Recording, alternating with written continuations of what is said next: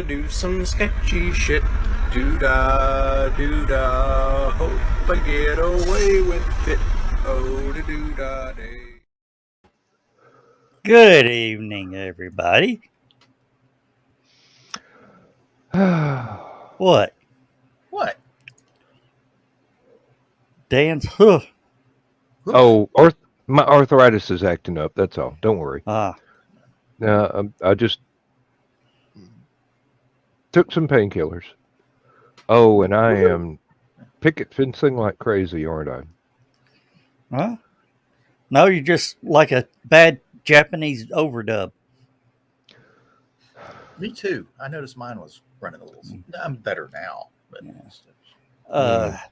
Hi, Donna, and hiya, Carl. There he is. Carl. Hey, Carl Man made it. So we got a little rain last night, but it wasn't really enough to do anything for gardening and such. So I had to go out and water today, and I have squash all over the place. And so I picked a bunch of the squash, washed it, stewed some squash tonight, some spinach, and some chicken breast, and fun stuff like that. But my first crop of squash. You could get in trouble showing that on screen. You think?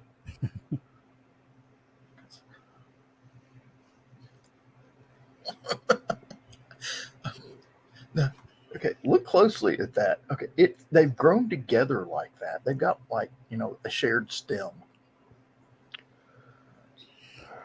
And they pay good money for that. Never mind.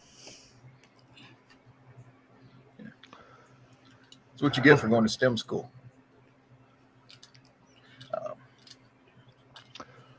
What you doing, Dan? I'm watching myself not move on the camera. Oh. This delay is horrible. Don't know if it's sunspots or my internet or what. No, mine's doing it too. Well, and mine keeps cutting in and out. I don't know if it's just. I blame the Chinese. I've already rebooted the computer twice before I even came in the channel. So, wait a minute. I just thought about something. Hang on a second. Let's see if this fixes it. Let's see if that fixes it. Because that's what happened the last time we did a banner. It slowed everything down. So, hey, Joe. Yeah. You might have to complain to your friends at StreamYard. Well, Dan's fully froze up now. Is he? Yep. Yes. I don't know. All right. Now you're moving. Yeah.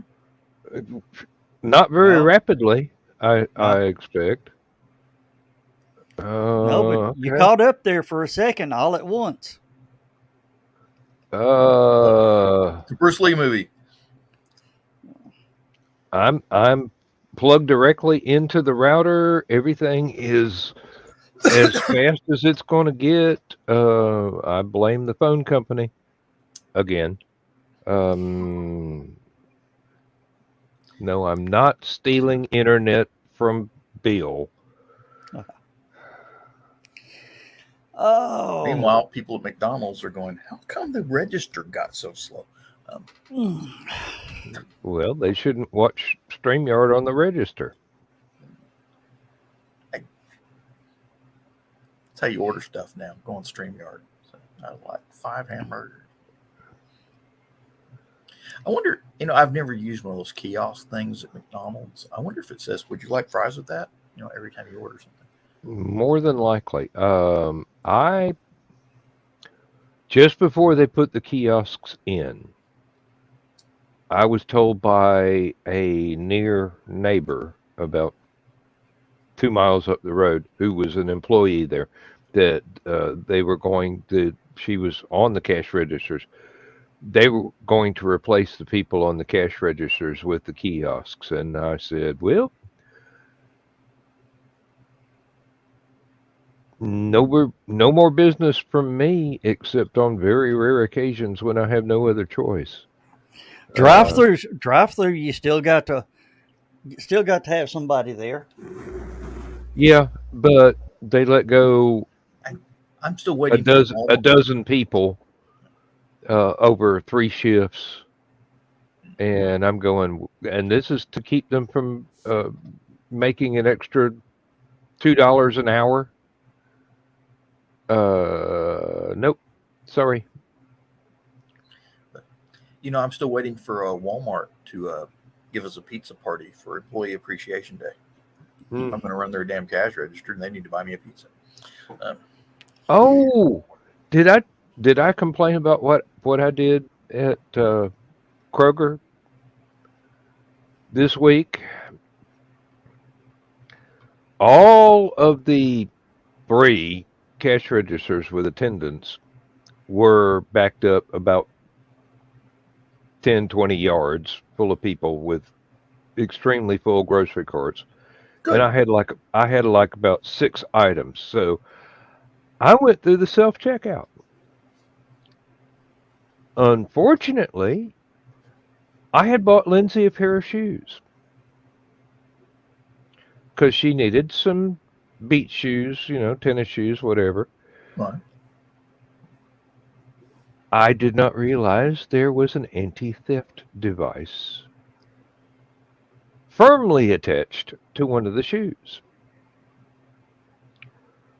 So I Don't they go, have? Yeah. Don't they have a customer service person for that? they do, but she was staring off into the distance. She wasn't on her phone. That's Not what I usually sure. do. I'm not sure if a phone was in her capabilities. I don't know. Anyway, got all the way through the sensor for the anti-theft device and everything. Stood in the lobby and texted Lindsay the price of the shoes after the store discount because it was on sale. And then went off to the car, put the groceries in. No big deal. No hurry about anything. Got home. Lindsay tried the shoes on, and she could not get the anti-theft device off of one of them. So I had to go back the next day and show them my receipt. Said, "Hey, I'm sorry. I went through the self checkout because all the registers were busy, and I forgot that this thing had a shoplifting alarm on it. Nothing went off when I left the store. Nothing went off when I came back in the store the next day. When you ran it over the scanner, it deactivated it. It didn't. Well, it didn't remove it. Okay, it might have deactivated it. You're right. I had to stop and think about that for a second. But No, um, when we went to Huntsville, Chris, Donna, Stephanie, and myself, we went to Steak and Shake. mhm. Their Steak and Shake had no waitresses. You had to order everything on a kiosk. Then it had the damn nerve to ask me how much do I want to give for a tip for making my food.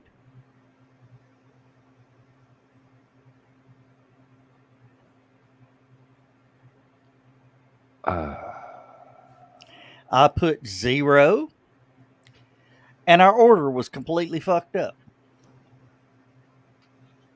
mhm. I can believe it. Chris gave him a tip, and his order was perfectly correct. Of course, got to Oh pay the my bribe money. goodness. It's an Elvis What was- sighting. Yeah, it was just as brief as one too. Apparently, Good How you grief. doing? Hey, good to see you. not great. Oh Uh-oh. Lord, tell us about it. You got to be more entertaining than the 3 of us put together. Let me guess, you let Joe move in. No. Why would you even joke about that? What is wrong with you? I demand an apology right now. Yeah. You're screwed. I mean, I'm reaching for the X. I'll leave. I'll do it. all right. Yeah, it wasn't. Yeah. He's just Okay. not going to apologize, is he? He's not going to. Oh shit, that was my mic. Does he ever? Sometimes. All right. Where do I begin? It actually relates to that. So as you all know, as I've stated previously, there was a lawsuit that I was involved in involving my former roommate, Joseph. And that was a very stressful time for me. During that time period, these lovely little things that I take, fluoxetine, the generic for Prozac, wasn't enough to really help me stay calm, on top of the fact that I was trying to quit smoking at the time. I had a panic attack during one of my deliveries, and apparently it got back to the company that we do deliveries for. And after a long battle, I was informed this morning. I was informed Tuesday, but this morning was the official conversation with corporate that the company that we deliver for no longer wants me delivering for them ever. And rather than just pretend like nothing happened and have me go back to making deliveries, the company is covering they're covering their tracks. They're covering themselves. Damn. And it's, my boss told me today in no uncertain terms that he's going to give it one last shot, but that he went ahead and told me now to go ahead, put in all of my vacation time, and start looking for another job. That sucks out the wazoo. Mm-hmm. But at least you're getting a warning Yeah. to, go ahead, burn off your vacation time. Mm-hmm. So I'm going in for my last day tomorrow, which will be short. It'll be a half day. And then the rest of the afternoon will be PTO. And then I'm taking the next 2 weeks off. And I'm going to enjoy my weekend because I got nothing else going on. So I might as well. And then from there, Monday, I'm on the grind. Luckily, I've already got several leads on jobs. So, because that's the thing about it is just like I didn't have to look very hard. I literally talked to 3 people and found out, yeah, our company's hiring, dude. Come on in, we'll give you a. That's totally against the law. How? Is this an Indiana Carl, law? let me tell you something about right to work states. Mm-hmm. Yeah. So I figured It's totally immoral, but as far as the law goes, it may actually be legal there. Hey, there's those 2 lawyers that like standing on top of a semi-trailer in the middle of the freeway. I want to go talk to them about that. And why throw good money after bad, especially if the new job that he's got is better than the old one. there's pros and cons to all of the jobs. Yeah, that does fall under ADA. It does. I don't know. They treat you like shit if you won, but what the government agency is, you call and tell them what happened, and they can either help you keep your job, or B, they can get you a lot of money from the people that fired you. So here's my thought process on it, right? Here's my thought process on it. And I'm not and it's legit thinking here, right? mm-hmm.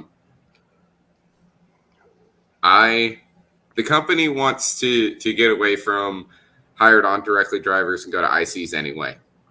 So at some point, there's going to be a possibility I'm not going to be working there anymore anyway. Might as well cut bait now, right? Yeah, really.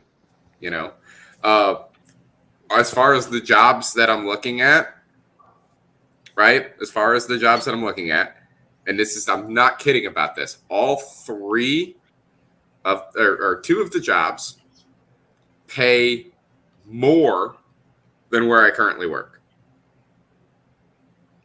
Right? Yep. Out of all three of the jobs, all of them, if I work overtime, I'll actually get paid it. Because I was on straight time as a DOT driver working for MGC. Are they closer to your house? No, except for one. The one that doesn't pay as much is actually $1 less than what I currently make, right? That job is work from home. Ooh. So out of those three tempting. options, like they all seem good to me.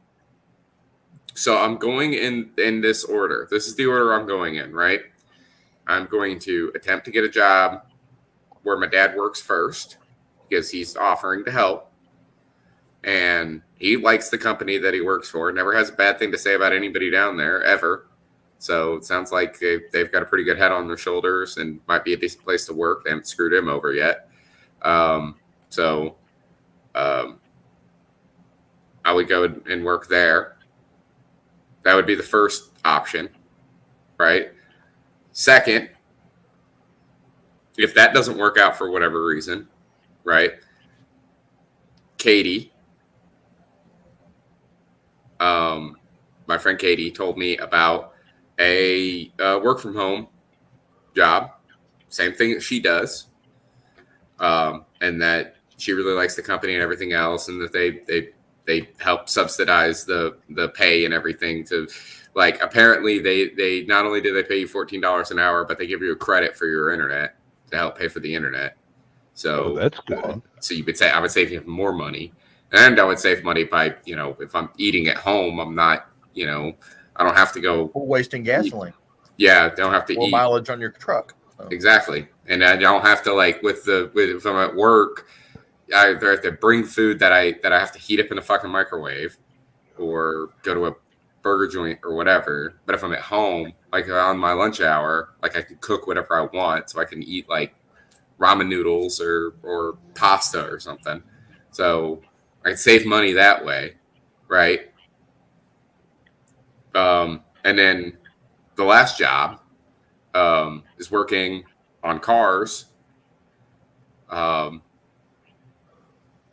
which is stupid easy. I've done it. I work on my own vehicle, so wouldn't have a problem working on somebody else's. And it's just like oil changes and tires and stuff. Big deal. Yeah. The only problem with that place, it's for a big box store, and obviously they suck. But that's, like I said, that's the third option, is kind of a last resort. So big box store that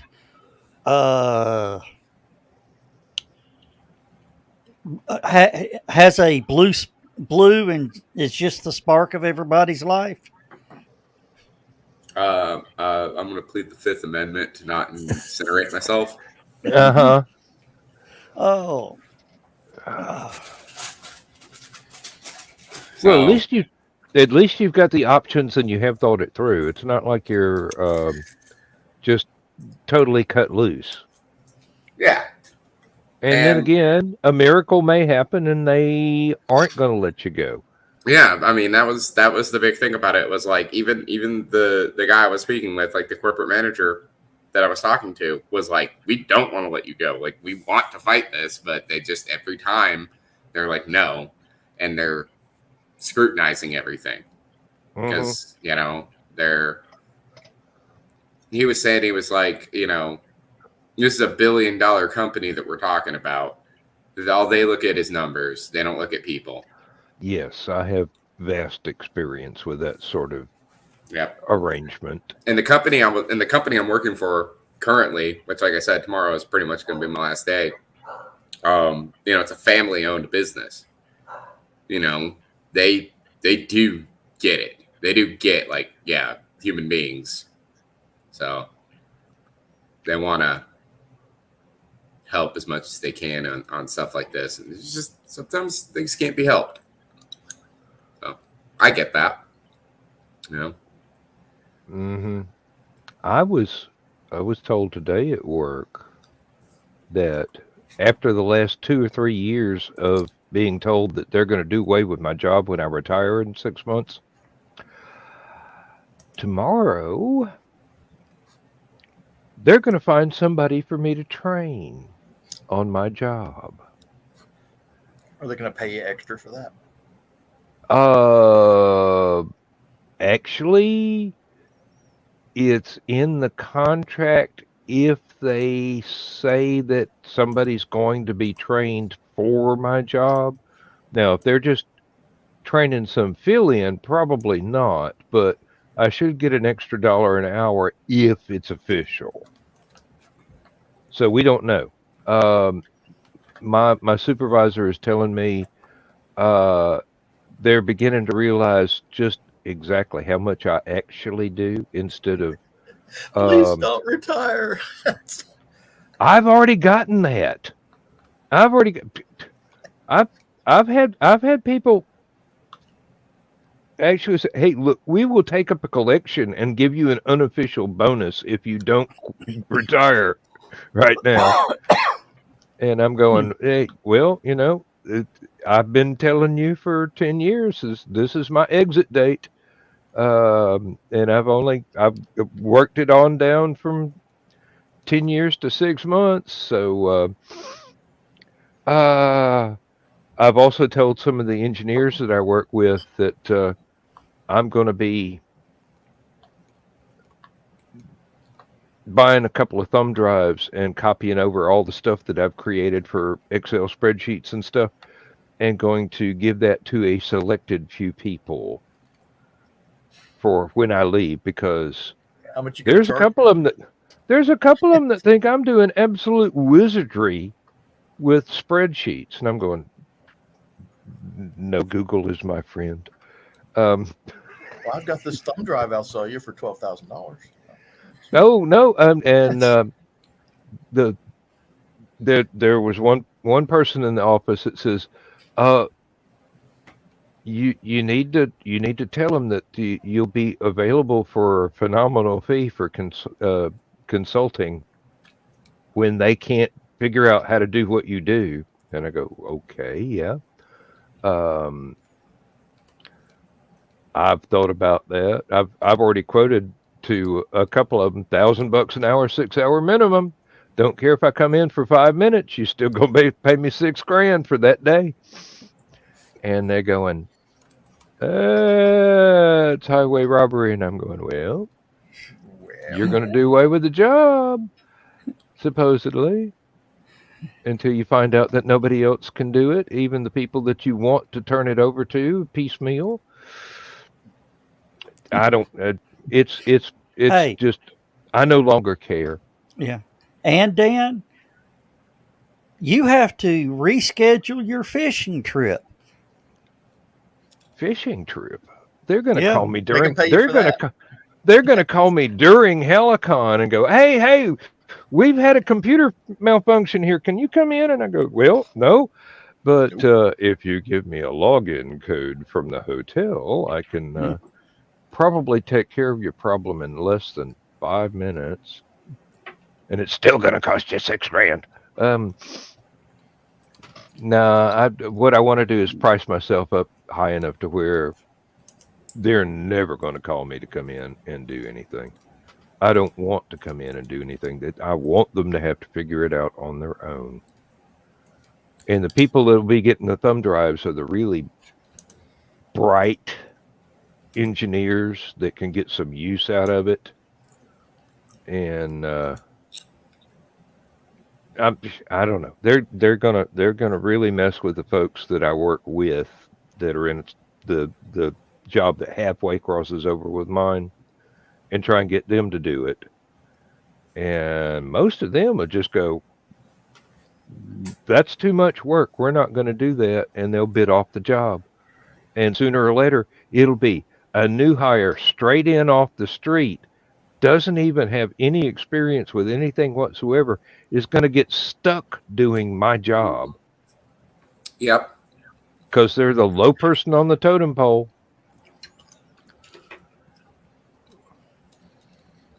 Anyway, I'll train whoever it is they want me to train. It doesn't matter. If they don't take notes, I got 6 months. I can rewrite the training manual that I wrote 4 or 5 years ago before the job mutated. I had to leave out all the stuff that we no longer do, but put in all the new stuff that I do. It's all right. Have y'all seen? We and Dan were talking about this earlier. Have you seen what they've been doing with the choo-choo downtown? Oh, don't even get me started. Well, apparently we can't get Joe started, so let's not talk about it. I'm already in trouble. It's actually, this is a nice picture. Of course, I'm pretty sure it's staged and photoshopped and everything like that. But it looks nice. But have you heard about the controversy with the website? Apparently, the company that's trying to promote the new hotel and everything, and the work they're doing looks really good. But they put a website up promoting the hotel, and they used the Hogwarts Express from Harry Potter as the train to try and entice people to go to the choo-choo. They didn't use the choo-choo. Even though it's sitting there. Oh, so now there's Universal having a field day? I hope so. Not yet, but that's probably on its way. And then you would think it's track 29. It's in the song. You would think that the choo-choo would be a historical landmark, that they wouldn't be able to get away with doing what they've done. The actual domed building is a historical landmark. But the railroad tracks aren't. Okay. Yeah, that's just railroad tracks for all intents and purposes. Yeah, I went on to I was on Facebook, and Sean Phipps, the entertainment guy for Chattanooga, was talking, says, what's your opinions of this? I said, well, since they went in, removed it from a hotel, it wouldn't hurt my feelings one bit if they bulldozed the whole damn place and started over. Which it's they might. Oh, I mean, people lost their freaking minds. They already ruined it when they started the conversion to a hotel. Hello, Ryan. Hi. Hello there. How you doing, Dan? Good to see you. Yeah. I mean, seriously, it was a decent place. The rooms were okay, not the highest quality. It was historic. It had nice little businesses there. It was kind of kitschy and like Cherokee, Gatlinburg, Pigeon Forge, Dollywood, almost without the theme park. But they decided they wanted to make it apartments. So yeah. Well, what really got me in trouble is that Kinsey kid's just selling it off piece by piece, getting all he can get for profit wise. Damn what his daddy built. And that, I mean, that's when the shit hit the fan. Language. No, I'm just kidding. They came after me. All his friends, his posse. He's not that way. He's not that way. Well, prove me wrong. Really? Look at the evidence. There, Jeff. By the way, Skunk Rocker, are you okay? Because you look awfully intense. Like you're ready to pound someone into the mud right now. I'm just curious. Don't tempt him. Yeah. I mean, he's got this real intense look on his face, like he's about to enter the UFC or something. I don't know. I mean- now, that I mean, would be a these possibility, but these three have known me for a very long time. They know I have resting bitch face, so Oh, okay. All right. it's not intentional. Okay. All right. Well, good to see you. I hope for a second it's like, did I ruffle someone's feathers without even knowing it? I don't know.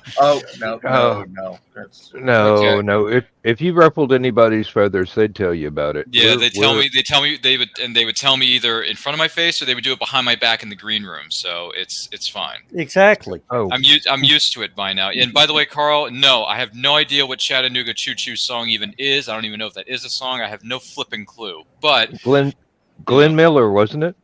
yes.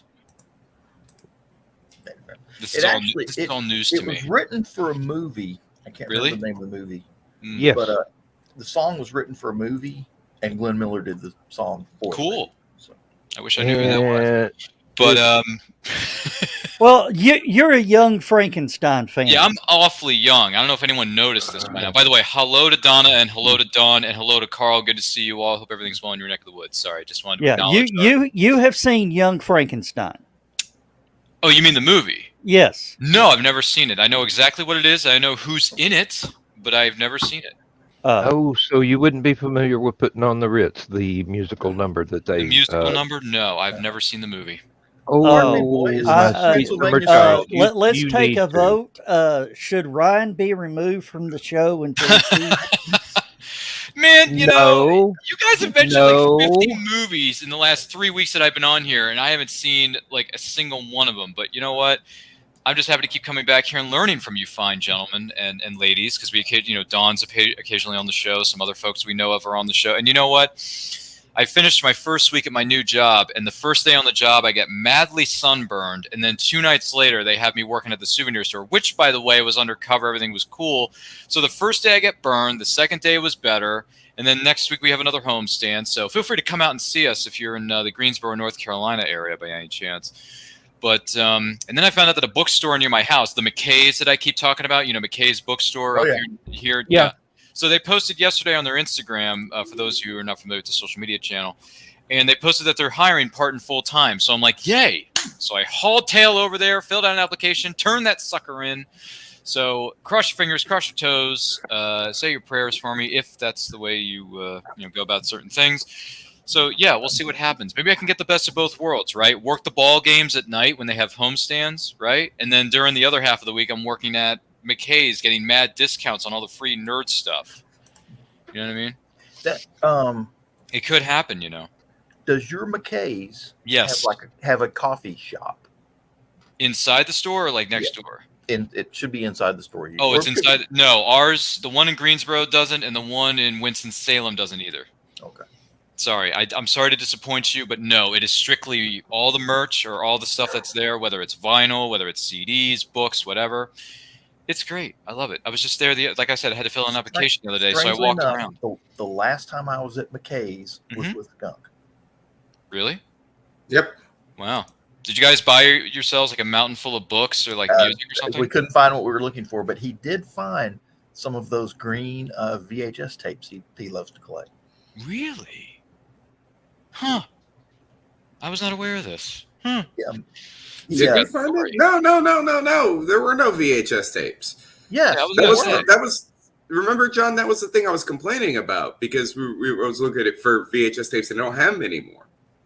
Yeah, they had them because you were the one that showed me because you were collecting the green ones for whatever that thing was you were doing at the time.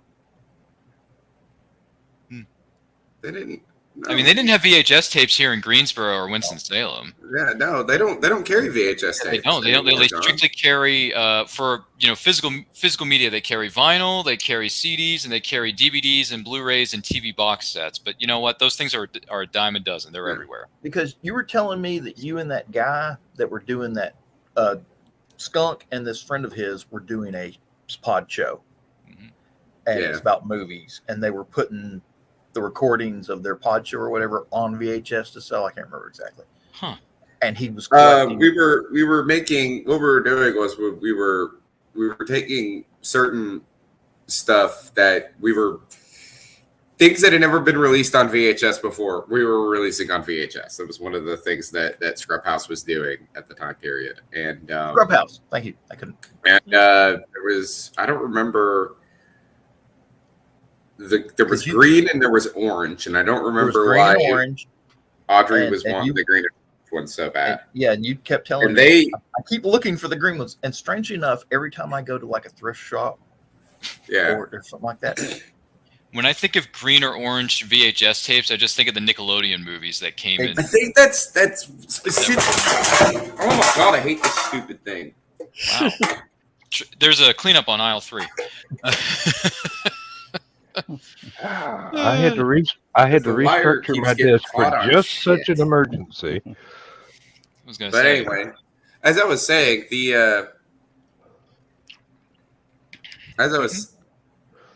yes, we hear you. It just sounds weird. As I was saying, the problem was that it was Nickelodeon specifically, right? And you couldn't find that there were very specific versions of the Nickelodeon like films were the only ones that you could get in like orange and green. Harriet the Spy, Good Burger, that kind of thing. Yeah, I think Good Burger was one of the ones you could get in like orange, and I think like Rugrats might have been one of the ones you could get in green. Yeah, the first Rugrats movie maybe. Yeah, but like a lot of that was the thing was a lot of the media from Nickelodeon, like Nickelodeon films and stuff like that, was just regular black tape. So okay, yeah, it was just regular black VHS. But I don't even remember why what there was something specific about the green ones and the orange ones that Audrey wanted. To which my response to all of that later was, there are websites you could go to and just buy the shells. It's like people do that now. They just manufacture their own. So it's like if we're going to do that in the future, let's just do that. So you get the magnetic tape out of any VHS. You can get that anywhere. Oh wow! So if you can get the orange shell and just a cheapo, whatever VHS tape, you can transfer the tape because they screw open. I mean, not that big. Oh yeah. Well, can't you 3D another print little them? thing. Probably. Oh, the orange shells. Probably. At this point, you can 3D print anything. Honestly, Yeah. I mean, 3D printing has come such a bit of a ways, hasn't it? Since some years ago. That 3D sparked a printing. memory from back in the 90s. Now, Ryan, you're probably going to go, I don't know what that is, but because I'm so young. There are parts of life that you have yet to experience. Let's put it that way. And may never experience. Thank you, John. Thank you. Well, I mean, no, it's just back in the day, in the back of a pickup truck. when I was doing the GarageBand stuff, I had a whole bank of reel-to-reel tape recorders.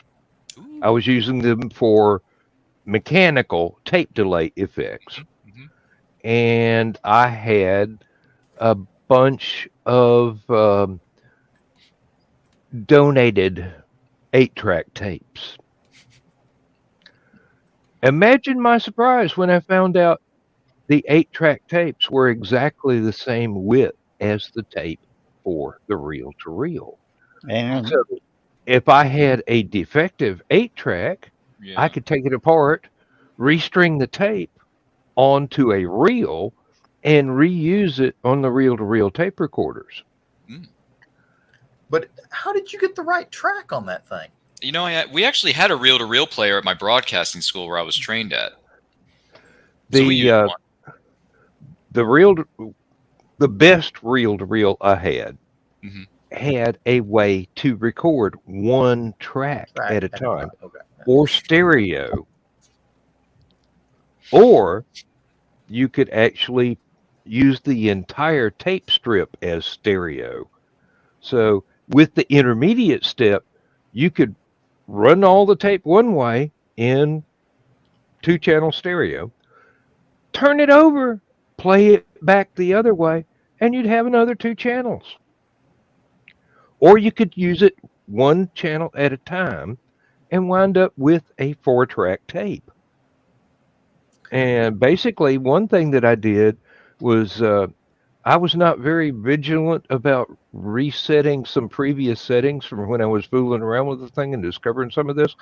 And I wound up recording on one track of the 8-track, leaving the previous recording from the 8-track on the other track, Mm-hmm. and just a jam session. Played it back in stereo. Mm-hmm. The 8-track was a totally different speed from the reel to reel. So I wound up with a piece of music I call Dinosaur Ranch, which is basically my bass guitar playing around on one track, very clear, everything fine, and an enormously slowed down whatever was on that reel to reel. And it sounded like basically dinosaurs moaning in the mist, in the midst of time. So they could have used those sound effects in the Jurassic Park sequels. I doubt it seriously, because they wouldn't want to pay me $5 for the copyright, you know. Yeah. But still, no, it was an accidental thing, and it worked out just. I was amazed. I had a girlfriend that collected all of her family's LPs and 45s and everything. Oh, nice. So, well, they just, got outdated. So she wound up basically inheriting that her brother, collection. sisters, mom, dad, The grandma, whole all these collection. records. Yeah. Oh Lord, yeah. But Yeah. she didn't want to play them because she worried about wearing them down, scratching them, stuff like that. Mm-hmm. So what she would do is she would record them onto her VHS tapes Interesting. at super long play. Ooh. Oh yeah, SLP. Mm-hmm. And could get just Hours. I can't Hours of remember it. exactly, but I think it was 16 hours on one tape. Well, you can get Yeah. 8 hours on. Well, some tapes were 8 hours back in the where I Back in was. the day, yeah. Because there were 3 settings. You had extended play, long play, and super long play. Oh, okay. Mhm. It And may have been 8 or 12. Right. And of as course- long as you're not throwing a picture on there, audio quality is going to be great. exactly. And she Okay, had yeah, it's probably longer because it was just audio. Okay. right. They just changed the format. I'm sorry, I was of- thinking of VHS, like the picture and the sound. And she had a bank of like everything she'd ever she had 5 VHS tapes of nothing but Elvis. Wow. And and stuff like that. And it was pretty Mhm. bad. Elvis the King. Wow. She would slap one in the VHS, turn on the stereo because she had the VHS output feeding into the stereo, and Mm-hmm. play 8, 10, 16, whatever she could get on that tape of nothing but her, playlist before they had playlist. So, That's a lot Yeah. of Elvis. Yeah. That's a lot of Elvis. I did the same thing with the reel to reels. I've got one in the barn which probably is decayed past the point of being used. Even if I had a working reel to reel right now, had 12 hours of Grateful Dead. My brother loves Grateful Dead, by the way. Oh, My I'm- brother I'm loves Grateful Dead. I'm quite fond of them myself. Yeah, he Wasn't loves- Grateful Dead the one that encouraged people to bootleg their concerts? I do believe so. Yes, indeed. It was Grateful Dead that inspired that? I I thought it was a different band, but never mind. that was one of the bands. There may of the have been others. Okay. they had been Oh, a band. What was the? Yeah, Bachman Turner Overdrive did also. Oh, really? Uh-huh. Yes, because they actually. Well, no, that was the Guess Who, but I like Bachman Turner. Randy Bachman was a member of the band at the time. I do believe Mm-hmm. they actually came up with this riff that they turned into a song live on stage. Total improv. Total improv, and nobody at the concert venue was recording it. Turns out there's a guy in the audience with a boombox Oh my gosh. that recorded it, Oh, and that is why we have the song "American Woman" to this day. American Woman. That's the one. They actually paid him good money to get the tape so they could learn the song they just played. Don't want you Yeah. around my door. Don't want to see your face no more. Now I got that song stuck up in my head. Yeah, Well, and At least you got a good one. It's a good one, wanted- though. I like it. I wanted to say, Ryan, when you don't got mind it. time, Yes. go on YouTube and Yeah. look up a cut from the Professor of Rock. no. What is This is Professor of Rock. What is that? no Chattanooga Choo Choo, and Mhm. and pick the one with the longest cut from the movie Oh, of that okay. of the that extended- song, Okay. because it's got not only the big band doing it, but it's got dancers and alternate vocalists and things like that. It's Oh. like 4, maybe 5 minutes cut of the movie, if not Oh, not longer, and it's well worth seeing, especially if you're into the history of the 1930s and 40s. 30s and 40s. Got it. All right. Sounds interesting. Sounds like something. Yeah, I'm up for that. Sounds like something I would do. And by the way, Carl, thank you for the well wishes on potentially getting a job at McKay's, because that would be cool. Since I shot there so much, it kind of like it's almost like a cut. You know, it's like it would fit. It would fit. You know what I mean? It's funny though, because and this is a question that when John gets back, he can answer this too if he wants. We're doing a discussion next week with some friends of mine. We're going to sit down and do a show. We're doing a live show. It's going to be like almost half a dozen of us on set, maybe even more, virtually, of course. We're discussing movies that we consider to be, and everyone has a different definition of this word, right? There's no such thing as a perfect movie, and nobody is perfect. But we are going to be discussing movies that we consider to be perfect in our minds, right? Because we all have different like definitions of what the word like perfect is, right? So it's all open to interpretation, and all film is subjective. So we're discussing perfect movies. So I'm just curious, and you don't have to answer this if you don't want to. I'm just throwing this out to the field, right? What is a movie, or maybe even you can name one or two, it doesn't matter, I don't care. What is a movie or two that you would consider to be a perfect movie in your opinion? I'm just curious. It Could would be anything from different. any genre. It could be anything. It would be different for different genres. I'd have to say that right now. That's fair. Could be anything. Science fiction movie. 2 choices. Mhm. The original Thing from Another World, the black and white Howard Hawks, Mm-hmm. or Forbidden Planet. Oh wow. Okay.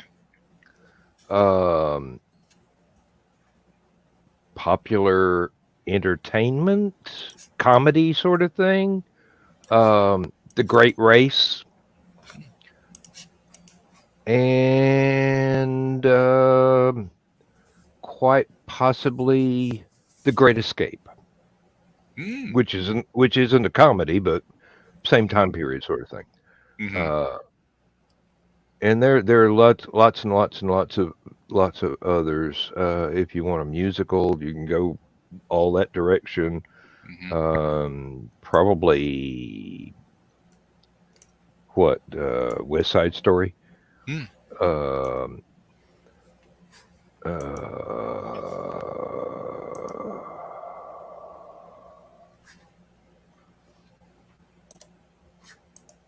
The thing is, what you're looking for is something that is so good, if it were to be updated for a modern audience, it would be ruined. Right. And that keeps changing every year. Mm-hmm. All right. That's fair. Actually, mine, there's a lyric from one of the songs from the movie Mhm. underneath my name. The dark side's coming now. Nothing is real. The dark side's coming now. Nothing is real. Okay. Now, Eddie and, You'll and- never and know just how I feel. Skunk can probably tell you his idea of the perfect horror movie that should never be remade. Mm. And I'm willing to bet it's one of the Freddy series. Too late. geez. They've already remade it, screwed it up completely. I actually Well, I actually saw the remake of Nightmare on Elm Street in theaters at the beach in 2010. I remember that. If they had ended the movie at the point they burned Freddy in the place, it would have been perfect. And then I realized how great the original was because I finally saw the original years ago, and the original Nightmare on Elm Street. What? It's one of the best horror films ever made, in my opinion. The original Nightmare on Elm Street, the original, not the remake. No. I'm talking about what Joe said. Joe said that if they had ended the movie right after they burned Freddy, then the movie would have been perfect. No, it wouldn't have been perfect. It might have been palatable for some people, but it wouldn't have been perfect. There was a lot of problems with that movie. But it gave a good backstory. Yeah. And well, now I have had the advantage over. I have heard Skunk wax poetic over his favorite movie, and believe me, poetic is the exact way to say it because he is so enthusiastic about how much he loves this movie. Well, that's specifically Nightmare 5. Exactly. Nightmare 5. Holy crap. Yeah. Correct me if I'm wrong. Is that the Dream Child? Or yes. Yes, it is. It is the Dream Child. Okay, because I remember watching. I did a marathon of all the Nightmare movies not too long ago, so I'm trying to remember all the subtitles. Yep, Zach, that was Dream Child. And that is my all-time favorite movie. Now, the question that Ryan asked though is a perfect movie. I 100% disagree with anybody who says that A Nightmare on Elm Street 5 is a perfect movie. Is it my favorite? Absolutely. Is it a good movie? Probably not. But it doesn't change my opinion. Loved it anyway. Exactly. I would say out of all of the Nightmare films, like it's really is a really close tie between 1 and 3 as being the best. We are Dream Warriors. Yeah, it's a good song too. But if I would Dad, I would go outside of the Nightmare on Elm Street series. We're talking about a film that shouldn't, a film so perfect that it shouldn't be remade. Mm-hmm. Yeah, I would go outside of the Nightmare on Elm Street series. Yeah, and I think if I were to pick anything, I'd probably say The Hidden. Ooh. Because that is well, actually, The Hidden and the Hidden, and to a lesser extent, They Live, but I feel like The Hidden works better. They Live can still be made as a commentary on society. The way that They Live was made back in the 80s was interesting. So. Yeah. Now, The Hidden was such a commentary on the excess of the 80s. It was literally what that movie was about. It was like, what if you have an alien that has no concept of morality, of human morality, just does whatever it wants, the most hedonistic person of the 1980s. What are they going to do? Steal Ferraris and run over people in wheelchairs and eat fatty foods. I mean, it was literally like the culture of excess. What if an alien took that too far? And sure enough, I think that is a perfect film. It is. Wow. It is. I'm trying to place it in my head. I've got an idea that I know exactly which one you're talking about. Who were the main actors in that? Roddy Piper and David. No, that's They Live. That's They Live. No, I'm talking about The Hidden. Oh, The Hidden. It's the guy from Twin Peaks. I know that. Something McLaughlin, right? Something McLaughlin. Tom McLaughlin or Dave. Christine. Dave McLaughlin. Oh, Kyle McLaughlin. Claudia Christian. I knew it was McLaughlin. I just couldn't think of his first name. And then Michael. That's the one I was thinking of. Yes, Kyle McLaughlin. Michael Nori. Oh. As the other cop. The rest of the cast is unknown. Well, no, there's a couple of people that are in here that are Clu Gallagher and Edo Ross, Catherine Cannon, Lynn Shay, but they're all playing like side characters. Oh, you, side you have to remember, this is a movie with a body swapping. It's a movie with a body swapping alien, so it's not like it's not like there's a main villain. It kind of is bouncing between a whole bunch of different people.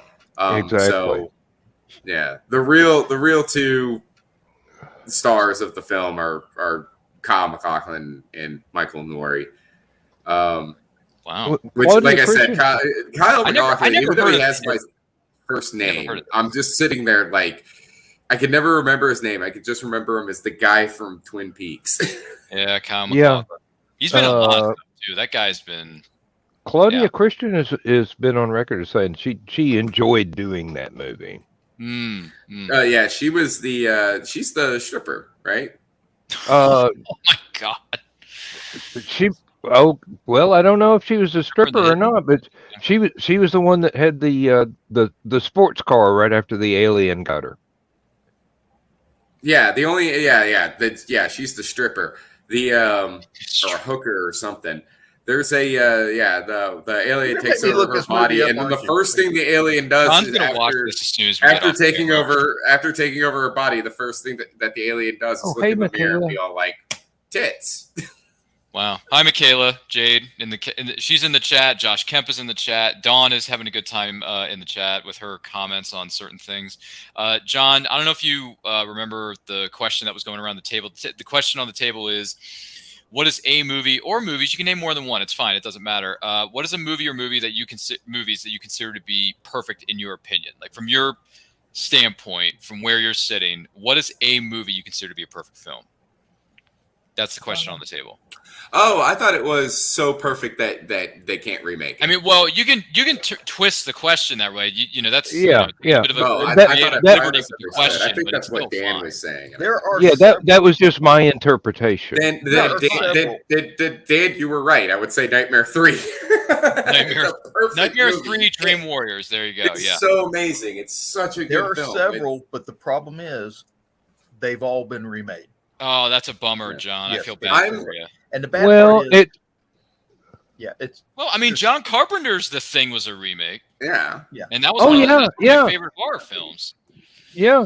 And that's one. That was one of my two perfect science fiction named films. The Thing from Another World, the original black and white film, not John Carpenter's iteration. I will watch that over and over and over and over again. John was shaking his head, saying, "No, there's a better film that's perfect." What is it, John? I'm anxious to hear your answer, and then we can go to Joe Dog or Joe. It's probably Blazing Saddles, knowing John. Is it Blazing Saddles? That is a good one. Yes, because nobody will ever be able to. Who's this Mongo anyway? No, silent movie. Silent movie is better than Blazing Saddles. Silent movie's good too. I will fight everyone. Like Young Frankenstein, there's no way they could remake that one either. No, they can't. Just say Mel Brooks. Just say because no one can remake a Mel Brooks movie anyway. You're just naming Mel Brooks movies at this point. Except for Mel Brooks. Well, yeah, but if he wanted to re-up something, he did. He redid The Producers. Oh, never mind. He redid. Yeah. Okay, wow, I didn't know that. He redid. Wait a minute. He redid Producers. Who was in the movie? Who was the lead cast? Was it Steve Martin? No, he did it. The only person I can remember that was in that movie was Will Ferrell, because Will Ferrell played the Nazi. Was it Nathan Lane and Matthew Broderick? Yes. Oh my God, it was Nathan Lane. That was him. Wow, I didn't know Mel Brooks made that. Yeah. Oh, I didn't know that was him. I thought that was a completely different director. I'm wrong. Okay, I was wrong. That was a Mel Brooks film. I had no idea that was a Mel. I thought Mel Brooks retired like 30 years ago. That's why that hasn't slowed him down any. He's producing History of the World Part 2 right now. Is he? Yeah. On Netflix. When is he going to make Spaceballs 2: The Search for More Money, John? Hold up. Right after History of the World Part 2 fails. Yeah, exactly. Are you counting now? Okay, so are you counting that as specifically a film he directed, or will you allow something that he helped produce? Because he did not direct the remake of The Producers, but he was he produced it. All right, executive producer or something like that. The producers of The Producers. He wrote it.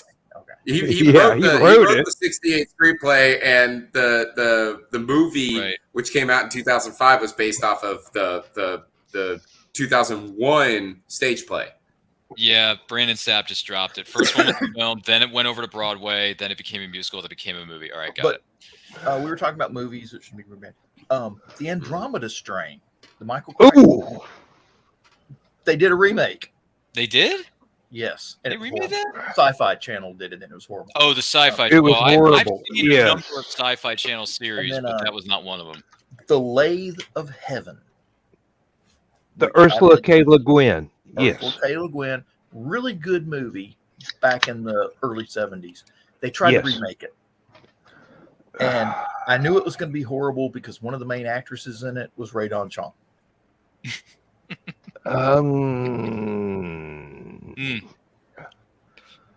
Now, as Ryan asked the question, it was a perfect movie, not a movie that should never be remade. Yeah, John. The question is, what I- is a movie I you put consider to that be twist perfect? on there in my interpretation. So Now, I love The Lathe of Heaven because that's the first movie, not the Okay. And it was just for those of you who don't know, it's based on a book by Ursula K. Le Guin. Mhm. And the guy, our hero in the thing, he survives World War III, sort of. He's the last survivor on Earth. And as he's laying there dying from radiation poisoning and burns and everything like this, he has a dream that the nuclear war never took place and everything is okay. And when he wakes up, the nuclear war never took place and everything's okay. And at first he thought he was just a really vivid dream, right? So because he remembered everything up to that point, and then everything kind of changed, and he was like, well, I must be losing my marbles or something like that. He kept having these dreams. And eventually, because of the dreams, he tried to commit suicide. Ooh, So they say. that's dark. What he was doing is to suppress these dreams that he kept having. He was taking more and more sleeping pills. Mm-hmm. And he accidentally took an overdose of sleeping pills. And they never actually say whether it was accidental or on purpose or somewhere in between. So he winds up going to see a psychiatrist about it. Government, it's part of his probation. He has to go see a psychiatrist. Right. And the psychiatrist tells the psychiatrist what he's been feeling, what's been going on in his head. The psychiatrist says, okay, I want to try something. He says, I want to try hypnosis. I'm going to try and hypnotize you and make you have one of these dreams and change something, just something really little. And the guy's like, well, okay, let's give it a try. Mm-hmm. He goes, okay. And he's laying there on the couch, and the guy's getting ready he's turning the lights down and all this sort of stuff like that. And he's turning on a metronome and all this sort of stuff like that to hypnotize the guy. As the guy's laying there on the couch, he looks up, and on the wall, up above the psychiatrist's desk, there's this picture of a ship, big sailing ship. And he looks at it and goes, what is that a picture of? And he goes, oh, that's HMS Victory. That was Lord Nelson's ship at the Battle of Trafalgar. He goes, oh, okay. So the guy hypnotizes him, tells him, once you have a dream, I want you to change something. So and after a few seconds, wakes him up from the hypnosis. He says, how do you feel? He says, I feel good. He says, did you change something? He says, yeah, I think so. I'm just not sure what. He goes, well, okay. He says, well, I'm going to give you another prescription for drug, all this sort of stuff like that. Come back, see me next week. And as he gets up to leave, he looks up at the picture and goes, what's that picture of behind your desk? And he goes, oh, that's Lord Nelson. He says, that's the horse that won the Triple Crown.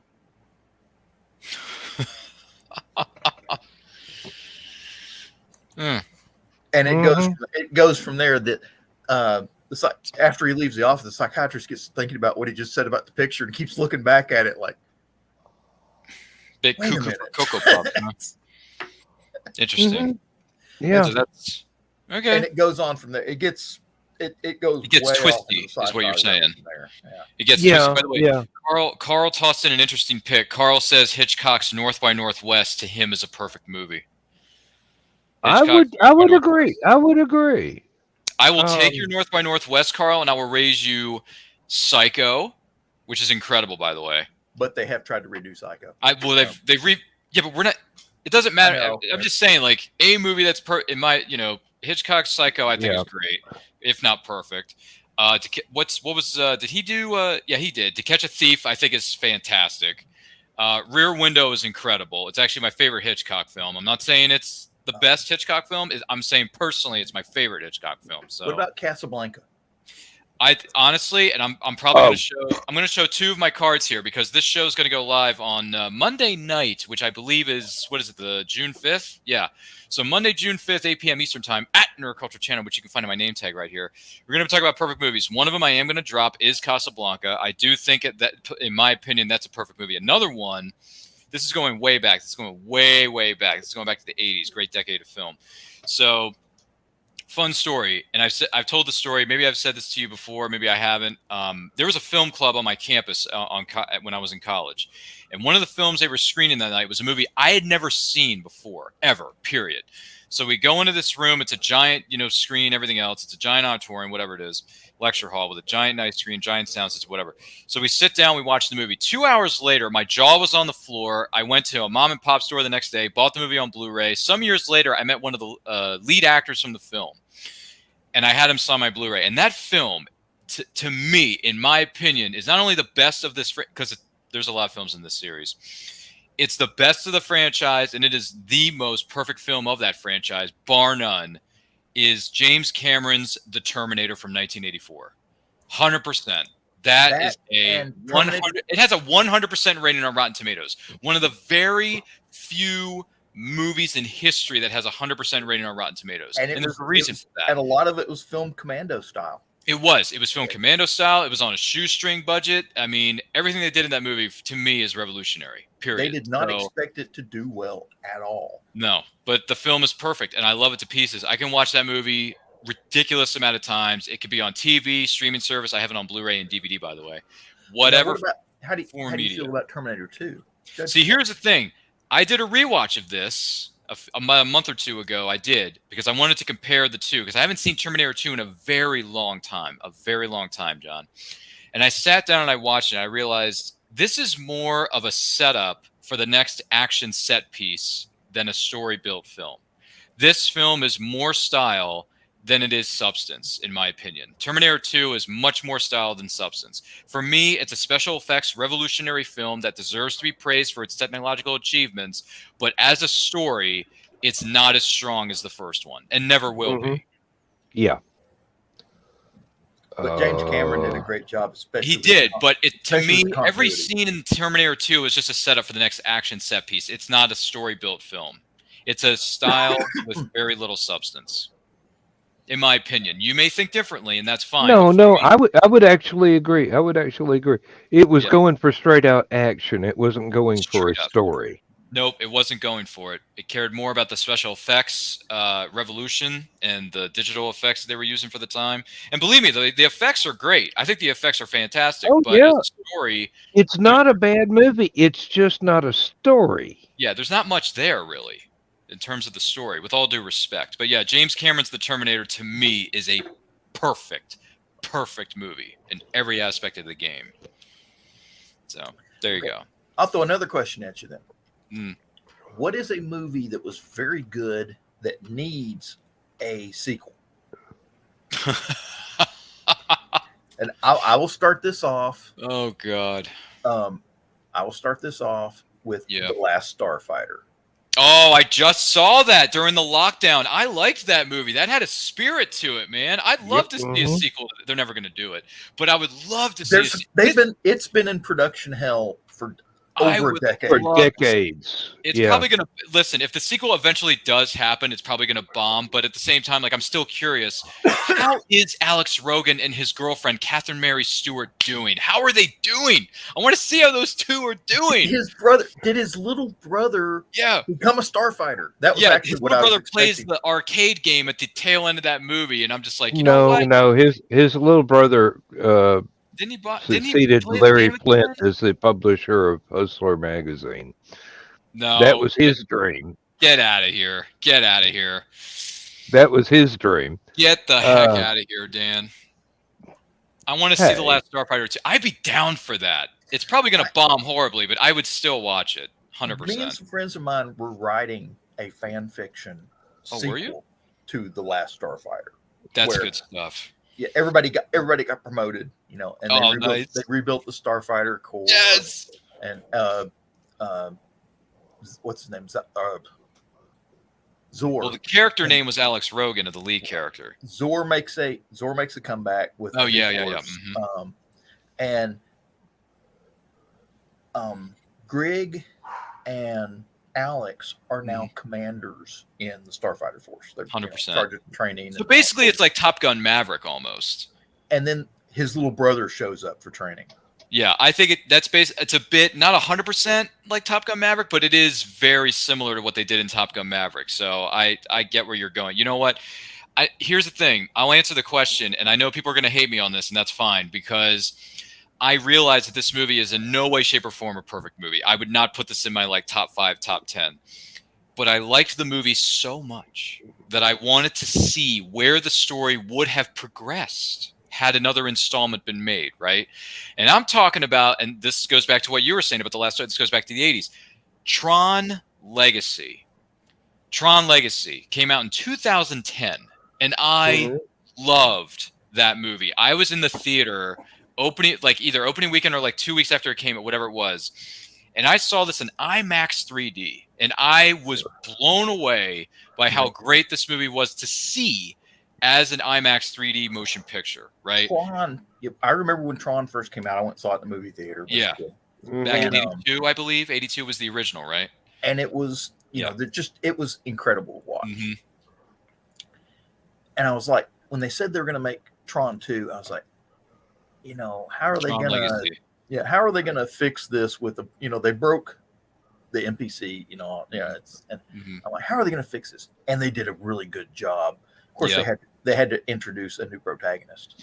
So but at the same time, like, that movie was fun. I enjoyed it, and to be quite honest with you, like as soon as the movie was done, like a couple days after the movie had come out, and I was done seeing it, I ended up watching it a couple more times when it came out on Disney Blu-ray and DVD. I got the Blu-ray combo pack; it's great. So when I rewatched that movie, I'm like, dude, give us a sequel. There is so much potential here. There is so much potential, and you're squandering it by not making a third one. Now, granted, I've heard the stories about Jared Leto is coming on to make a third one. He wants to be a producer. He wants to be the lead actor. He wants to be the new antagonist with all this other BS. And I'm just like, and they never made it because that's been in development. Excuse me for saying this, development hell for the last number of years. Well, that is the technical term. Go ahead and say it. But here's the thing. If you're going to make a third one, I don't want to see or hear anything that Jared Leto's got in store for it. Keep it at the end of part 2, rope it right into part 3, bring back Garrett Hedlund, bring back Olivia Wilde, bring back, who was Alan? Bruce Boxleitner. Bring all 3 of those guys back, because the leader's, the evildoer's son was played by Cillian Murphy in Tron Legacy. Bring him back, have that corporate rivalry keep going, and then have Olivia Wilde's character, Cora, I think Cora was her name, play a vital role in that, and then just have fun with it. Because I think Tron 3 can wrap up. I think they can do it in one movie. I don't think they have to make like multiple sequels and spin-offs and all this other stuff. But give me a Tron 3, complete the trilogy as it should rightfully be done, and I'll be as happy as a proverbial clam. Because you're making all these other freaking movies. You're remaking all your animated movies. Why don't you just give us a sequel to Tron 2? David Warner played Sark in the original Tron. Yes, and Cillian Murphy played his son in Tron Legacy. Can you imagine them bringing back Jared Leto as another, Sark offshoot, whatever you want to call it? I mean, maybe, but Jared Leto is not the most. I've heard he's not the most amiable person to work with on set. So I've never been impressed. Yeah, it's probably better to have someone else in that role, because I've heard some not so good things about him when he's on set, and he's very method actor, and some people don't like that. So it may or may not be the best fit. I don't know. I don't know.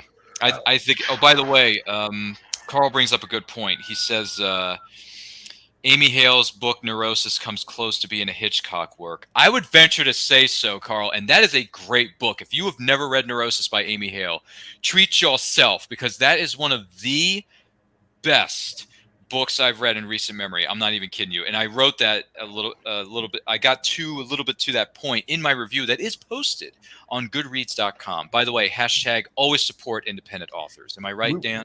We were talking about, great movies that can't be redone. And of course, somebody mentioned Lawrence of Arabia. I still haven't seen I haven't seen Lawrence of Arabia or Ben-Hur. There are a lot of people in Hollywood back in the day who did not, when everyone said that's a perfect movie that was made perfectly, there are a lot of people in Hollywood that said no, because there's no love interest. And I'm like, he never got married. I mean, it's what are you going to do? I don't know if they've remade this per se, but they have remade shades of it or different iterations of it because the story's been around since the beginning of time. Who was the director? What was it? Cecil B. DeMille? 10 Commandments? I do believe so. Okay, so 10 Commandments, I don't think it's perfect by any stretch of the imagination, but it's a movie that you can't touch. So, I mean, they've remade 10 Commandments like dozens of times in different studios, different iterations, and obviously different titles. Yeah. Different, like, for example, what was the Ridley Scott film was Exodus, Gods and Kings. There's another one right there. So. There was something else. Oh, there was a similar remake to that. The good one was the animated film, The Prince of Egypt. That was a good one.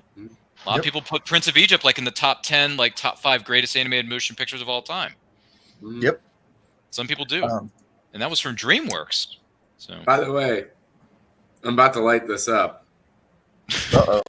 Okay. This is not a cigarette. Just FYI. Was it a firecracker? Not contain nicotine. Oh, okay. So it's different than the other stuff. Okay, got it. Yeah. Does it like shoot a poison dart into your enemies or something like that? Or? I don't know what that means. No, it's just it just calms people down. Yeah, it's just a nice something to help with stress. It's a nice little alternative to. It's an alternative with a capital A. We'll just leave it at that. That's an alternative with a capital T. Well, that too. Skunk, we need to talk. Okay. What? No. We need to talk. He was messing with you. I just leave it at that. John, what have you got growing in the garden? Now, I have nothing of that nature growing in the garden. What was the You'd probably be good at it. Oh God. Never mind. It was yeah, but Casablanca and Terminator 2 are my picks for like perfect movies in my opinion. What's your opinion of Maltese Falcon?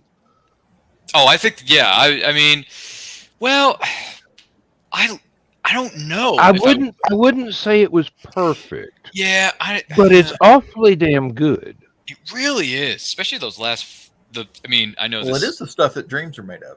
It is. That's the thing. Like the movie is good. It's so good, and then the end with that capper by Bogey. I'm just like, man, what a great way to end a movie. That's like a perfect. That's just a perfect movie line in my opinion. Another movie that cannot be remade.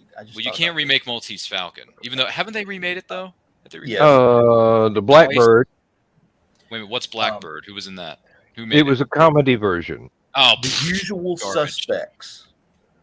Oh, The Usual Suspects by what was his name? Bryan Singer. Yeah. They cannot remake that movie. You know, John, the greatest trick the devil ever pulled was convincing the world he didn't exist. Which is so true. That's another great. That's like a perfect movie line. It just like there. You know what? This is another great conversation that we can put into a topic for a show. What are some movie lines that you consider to be just chef's kiss? Perfect movie line. That's one of them, by the way. Oh well, that's a very difficult subject. Within I have one that I think is a perfect line. Yeah, and is perfectly delivered, perfectly timed. Yes. To the seed, which is, I'm moving on, Carter, and if you want to waste your life beating the shit out of Alex every time you see him, you can just drop fucking dead. And then she gets hit by the bus. That was in Final Destination. Oh, God. It's such a perfectly timed moment. God. That line, the actress delivered that line with such... Like you believed it that she is breaking up with her boyfriend, turns around, wham. Was that the first one? That was in the first one, yeah. Okay, so I believe the actress's name is Ali Larter, isn't it? Ali Larter? No, she's a different actress. The Ali Larter made it through the whole film. Well, yeah, she made it through, and then she came back for FD2. She's the second one, yeah.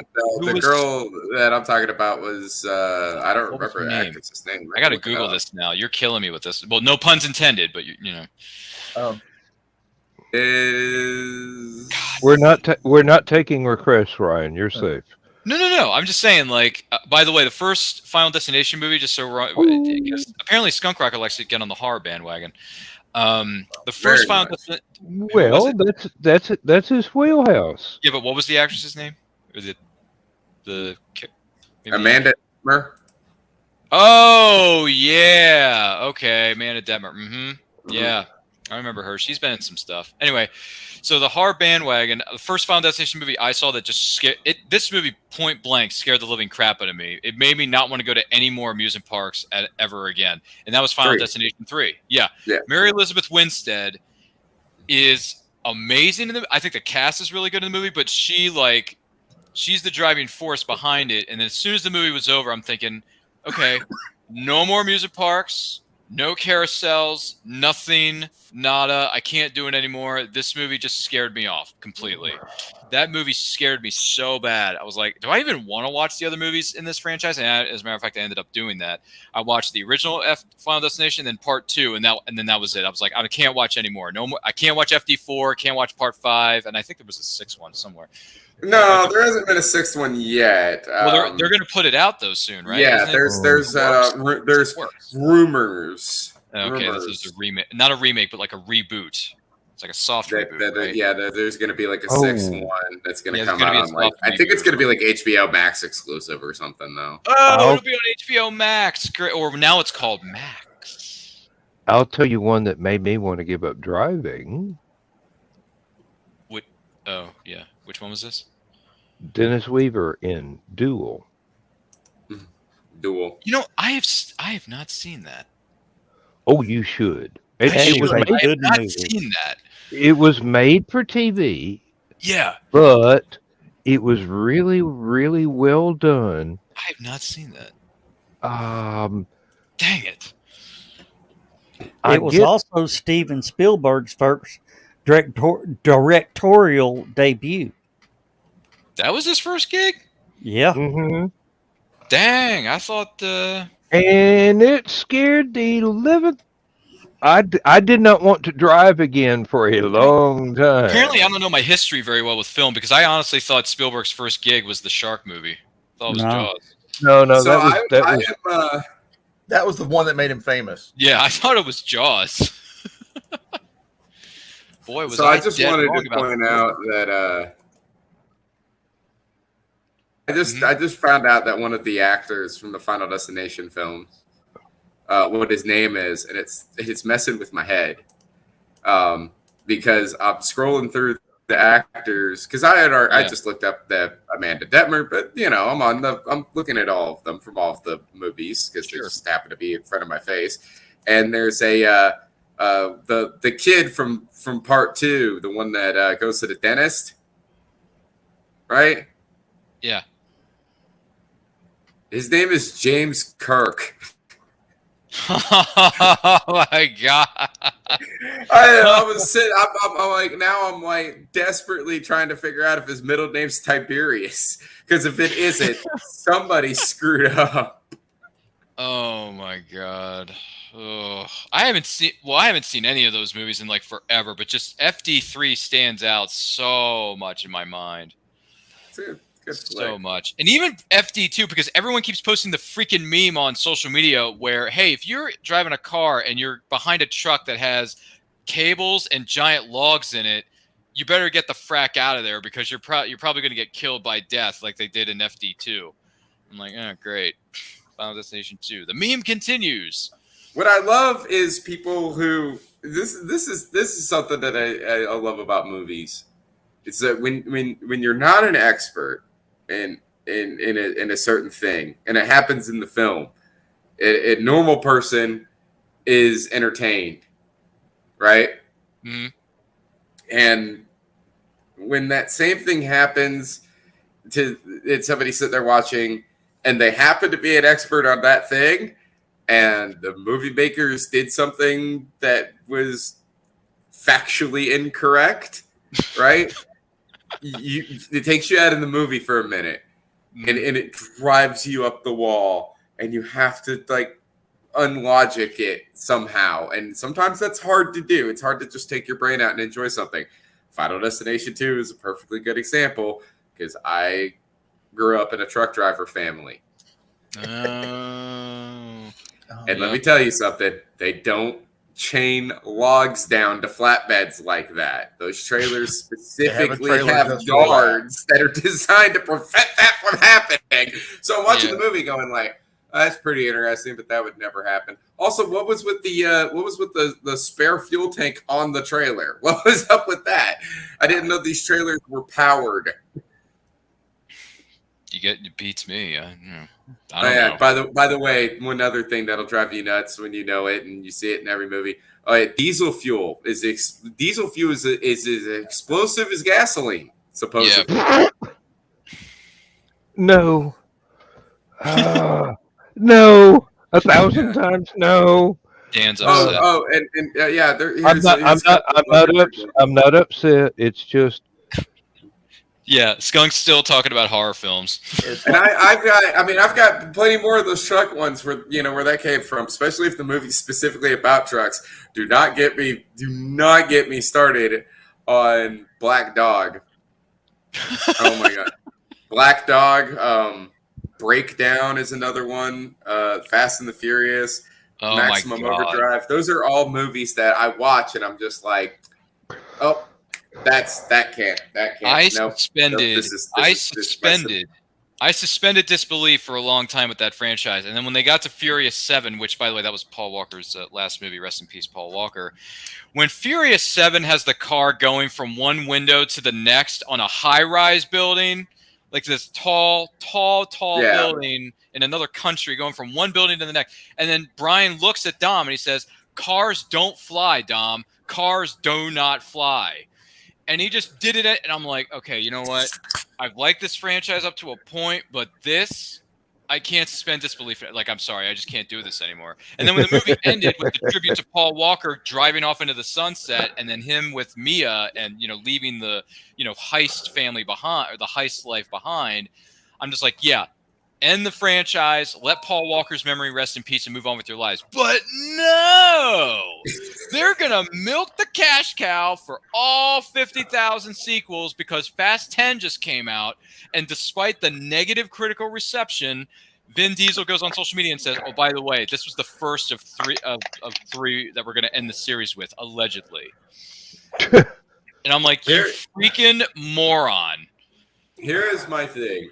Such a moron. I feel like you can tell a lot about a person by the decisions that they make, not necessarily the things that they say, right? Oh, true, yeah.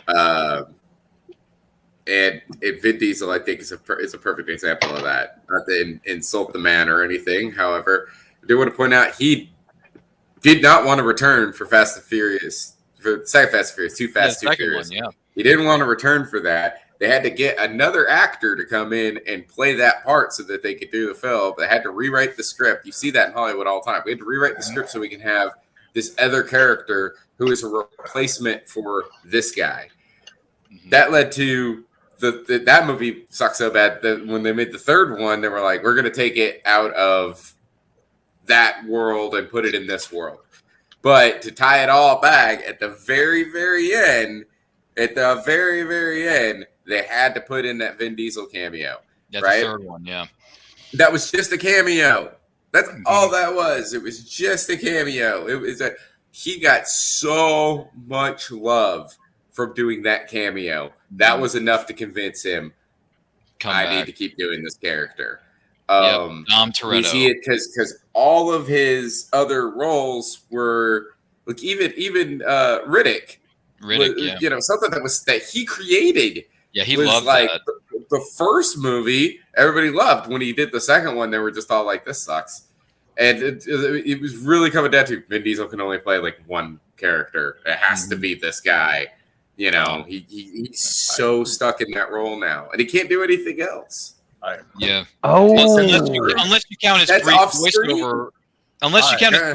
his brief voiceover role as Groot in the Marvel Cinematic Universe, which I could care less about, because the first Guardians film, I was like, yeah, this film is not good for me. Get out of here. But And he that's did not even his first. That's not even his first voice. Oh yeah, he acting did Iron like that. Giant, right? He did Iron Giant. That's right. yeah. So Yeah. he's fondly remembered as being one of the greatest animated feature films of all time. A lot of people put that in their top 5, if not top 10, for animation. I'm not talking about like overall movies. I'm just saying animation wise. But yeah, I saw Vin Diesel's other stuff when he left the first movie, because he did Triple X, and then he didn't come back for that sequel. They put in Ice Cube, and then he came back for Triple X Part 3, The Return of Xander Cage. That still bombed. And then he did Babylon AD. He did Riddick 2, and then it was The Chronicles of Riddick. Then he made the third one known as Riddick. No one cared. And he just kept doing all the Fast and Furious. And I'm like, okay, these are good. 5 was great. 6 was even better. And then 7 comes along and Paul's dead. End it. It's over. He died. Like, your best friend and one of the lead actors is dead. Move on with your life. But no, they're milking it. And I'm just like, what the frack? And not only that, they just came out with a headline yesterday that stated that they are going to make another spin-off movie featuring the character of Hobbs, played by Dwayne Johnson. I'm like, you guys already tried that? That movie didn't do so well, did it? I mean, I don't remember anything good coming out of that. Hobbs and Shaw. They did like it did not do. It was Hobbs and Shaw with Dwayne Johnson and Jason Statham, also known as the Transporter, because that was the first time I ever met him professionally. Was in the Transporter movies. I'll tell you another one that is, if not perfect, damn near. Ooh, yeah. Dark City. The Alex Proyas. That's a good one. By the way, have you seen the director's cut though, like the extended cut? I don't know whether that's the DVD that I've got or not. Well, I would have to go find it in the other room. You can do it. You can do it off camera when the show's over. But if you can find the director's cut, which they do have it available on DVD and Blu-ray. Maybe your DVD has it. I'm not sure. But the extended cut is really good, and Dark City is a good movie. That's a movie I would consider, if we're going to talk different kinds of categories, because movies can fit into different categories. To me, Dark City is criminally underrated. Oh yes, definitely. But it's only underrated because The Matrix came out at the same time. True, but to me, I would rather watch Dark City than rewatch The Matrix. I'm sorry. I would rewatch both, actually, because I could rewatch both, but if I had to pick one, I'm going with Dark City. My fandom includes both of them, but they diverge. It's not like they're two very different films. This is what this should be. This is what that. No, I don't think that way. This is an excellent movie. This is an excellent movie. Now, Dark City is a good one. That's underrated. Speaking of Jennifer Connelly. Oh yes, Jennifer Connelly was gorgeous in that movie. The Rocketeer. Yeah, but dude, that was movies that are perfect. That was Jennifer Connelly. Yeah, like for me, I watched that back in the day of the 90s. That was prime Connelly. I was like, who is this woman and will you marry me? Because I was and she was what, 14? No. She was much healthier than that. Jennifer Connelly was fantastic in Rocketeer. I mean, she was drop dead gorgeous in that movie. I think you're thinking of The Labyrinth, Dan. I haven't seen No, I was just making a joke. I've seen Labyrinth. I just haven't seen it in a long time. You know, she was in a John Hughes movie, Jennifer Connelly. It was called Career Opportunities with Frank Whaley. Frank Whaley. Yeah. Feel free to look that up. That's a charming little John Hughes produced, not directed, but produced film. It's not bad. It's not great. It's not terrible. It's not great. It's somewhere in the middle, but it's not like one of John Hughes' top 5 by any stretch of the imagination, but it's charming. It has its charm. Okay. If you want to look it up, it's on it might be on Tubi, which, by the way, I know no one's going to say this movie's perfect, but for me, when I did a search on Tubi, which is an app you can stream on your TVs, The Wizard with Fred Savage from 1989. Oh my God. I was so happy that was streaming on Tubi. I'm like, yes, I love The Wizard. I don't care what anyone says. I love that movie. Oh. Fred Savage. And Beau Bridges is in that too. And Christian Slater. Fun facts. Beau Bridges is in that. He plays the daddy. Okay. Pump Up the Volume. You know, I haven't seen that yet, John. Yeah, excellent movie. Again, one of those horribly underrated teen angst kind of movie. It was actually, for a teen angst movie, it was actually pretty good. So. Was it? Okay. I have to look it up. Well, there's only a few teen angst movies No. that are actually was it Rumblefish? Okay, you got me on that one. I was going to say that's a new one. I never heard that one. Really? No, I've heard of it, but I've never seen it. I have no idea what the heck this is. It is almost like a primer for the 80s. Okay. It's like if you watch this movie, everyone in this movie is going to be a star in the 80s. Oh yeah, like Breakfast Club. Yeah, exactly. You know, that movie could be. I might consider that movie to be perfect. Breakfast Club. Yeah. It's also one of those. It's also one of those movies that could be remade. No, I don't think you can remake any John Hughes movies, even though they have. But I think they have. Have they? Speaking of which, Ryan, Beetlejuice 2. Mm-hmm, that's coming out. Yep. And the original. Well, as far as we know, I think Keaton and Winona Ryder are the only two. Her mom. That are I know who you're talking about, but Jenny Ortega is going to play Lydia's daughter. But what I'm saying is, returning cast members, only Keaton and Winona are coming back. I don't think the lady that played Winona Ryder's mom. Oh, Catherine O'Hara is coming back? It's coming back for this one. Oh, so well, she and Tim Burton are really good friends, so it makes a lot of sense. They've got 3 of the original cast. Okay. Okay.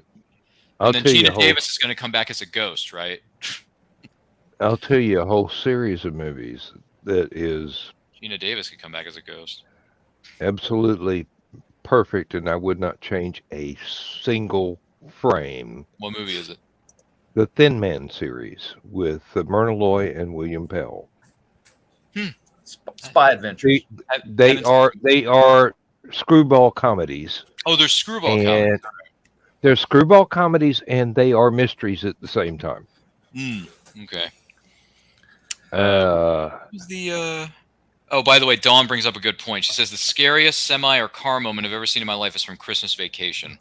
And then Carl Witzman says Breakfast Club was the ultimate teen angst movie. I would agree with you, Carl, 100%. Oh, and it must be getting close to the end because here's Dawn.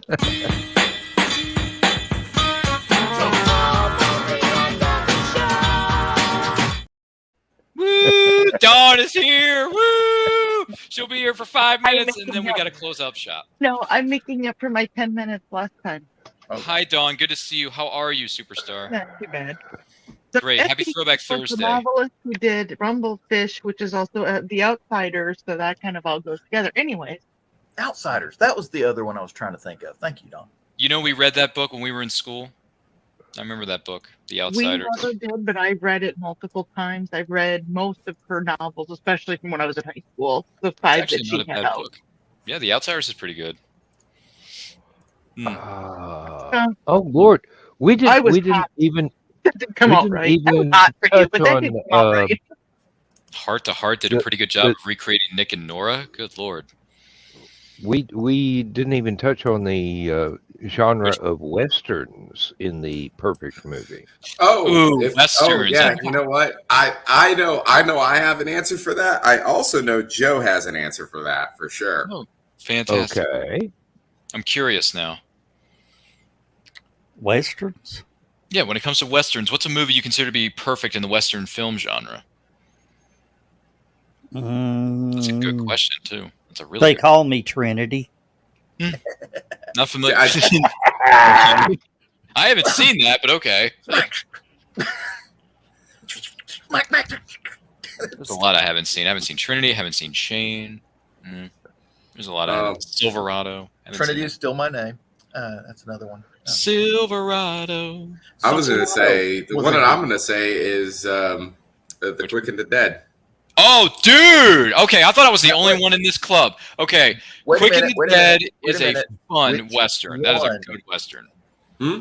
Which one? The one Sam with Sharon Raimi. Stone? Dude, and- Sam Raimi. I mean, come on. It's Russell Crowe's one of his first gigs ever. because Leo there was DiCaprio at his actually- like women's there was crush. an original Quick and the Dead.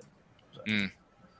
Mm. I did not know Well, that I did not know. hang on a minute, let me find it. But dude, Skunk Rocker, that is a great call. The Quick and the Dead. I just rewatched that on Netflix a couple weeks ago. That is, and this is one of the things I love about movies because we all have this feeling, but we never. Most of us, anyway. I can't speak for everybody.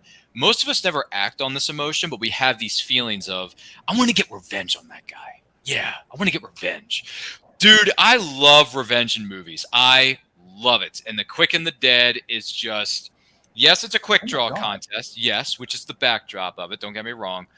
But the fact that Sharon Stone is out for payback against Gene freaking Hackman, who is so good at playing does make a good villain. you just want to hate so much and punch him in the jawline.